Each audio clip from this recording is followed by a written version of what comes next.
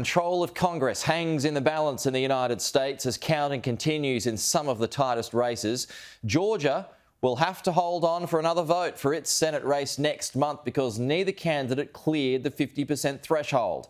Let's go to our Washington correspondent, Annalise Nielsen. She is live from Atlanta in Georgia this morning. Good afternoon, Annalise, where you are. What results are we waiting on?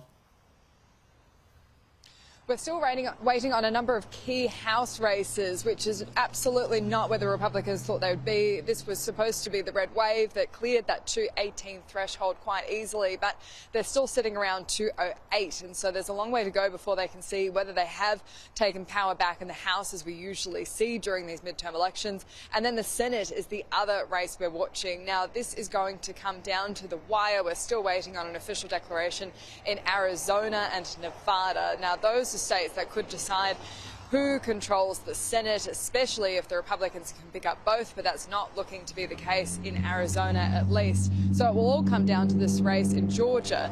For a Senate candidate to win in Georgia, they have to clear this 50% threshold. Neither the Democrat Raphael Warnock or the Republican Herschel Walker have done that, and so there will be another vote next month. Both seemed to realise late last night that this was how it was going to play out. So I want to tell y'all, if you can hang in there a little bit longer. Just hang in there a little bit longer, because something good, it takes a while for it to get better. We always knew that this race would be close. And so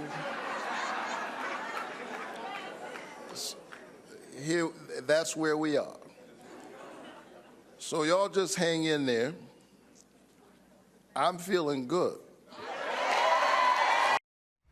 Pete, another important aspect of midterms is it's often used as a referendum on the popularity of the president and also a look ahead at the presidential election for who could ride the momentum to their own run for the White House. This wasn't supposed to go that well for the Democrats, considering the personal polling of Joe Biden is quite poor and the state of the economy. It's gone much better than expected, even beyond the low expectations that were being put forward by both sides. And so we've seen a bit of a victory lap from Joe Biden today.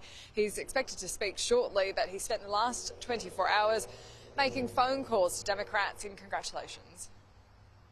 Hey, buddy, Joe Biden, congratulations, man. Congratulations, Joe Biden. Congratulations, kid. How are you, Mr. President? I'm better knowing you won, I tell you. Hey, Gov, congratulations. I'm so happy for you. I really am. Congratulations. I'm so excited for you. I think with the grace of God and goodwill of neighbors, all the stuff we did is only coming to fruition next year, because they've heard about it, but they haven't seen it. I just think there's a lot we can do. It's really, really going to matter. I'm so excited.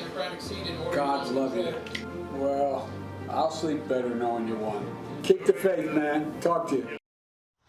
So that's a little candid video the president put out on his social media channels. We're expecting a lot more of that in the coming week. And what we are also watching is how Donald Trump's going to react. This has been an extremely poor turnout for Donald Trump. He should have had his candidates do much better. One of his star candidates lost in Pennsylvania. His candidate in Ohio, J.D. Vance, came ahead, but he hasn't managed to bring Herschel Walker here in Georgia over the line. And really, the only endorsements he's had that have gotten over the line were the ones that were absurdly safe in their own right. So we have seen a statement from Donald Trump on his Truth Social platform. He said, while in certain ways yesterday's election was somewhat disappointing, from my personal standpoint, it was a very big victory. 219 wins and 16 losses in the general. Who has ever done better than that? Well, unfortunately, the answer for him right now is Joe Biden. And also his major competitor, Ron DeSantis in Florida, was probably the best success story of the Republicans last night. He turned a few Democrat counties very red, including Miami-Dade, which was a blue county. He got a strong showing there. He's now being touted as the presidential contender well beyond Donald Trump. Yeah, it ticks the Republican boxes without the Trump baggage. Annalise, thank you. We'll talk to you soon.